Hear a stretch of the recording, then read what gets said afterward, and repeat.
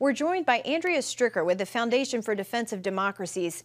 Andrea, let's start with the dueling posture we're seeing from within the administration. The president saying he's not sure if Iran would be allowed to enrich uranium under a new deal, while Vice President J.D. Vance and Secretary of State Marco Rubio say that's not in the cards.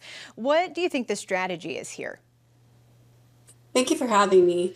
I think the general trajectory positively is in the direction that President Trump first set out, which is the full dismantlement of the enrichment, the weaponization, and the missile delivery work in Iran. I think due to the technical difficulty sometimes of these conversations, things get lost in translation. But it sounds like the president will stand by that commitment, and several of his advisors have made it very clearly and reiterated it.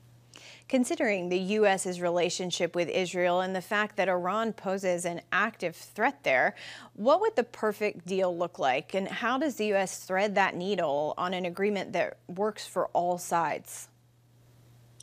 Well, Iran is really weak right now, so the president is using the available sanctions leverage that he has by going after Iran's oil exports, as well as this credible military threat, to get the full dismantlement of the program.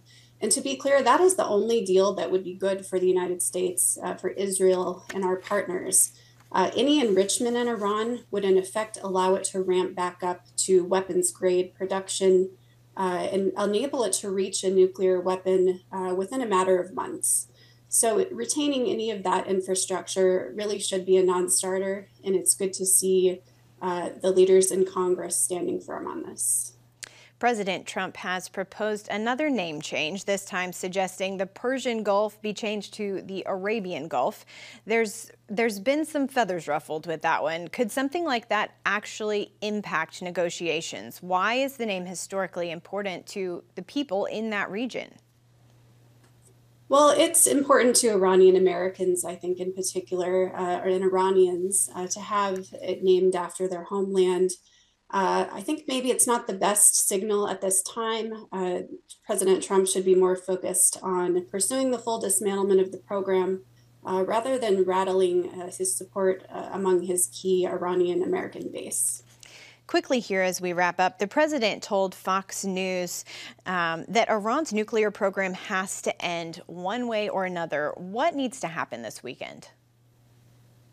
I think Steve Witkoff, the lead U.S. negotiator, needs to make clear to the Iranians that our key demand is the dismantlement of the enrichment program. That's been, as you've noted, in question at times.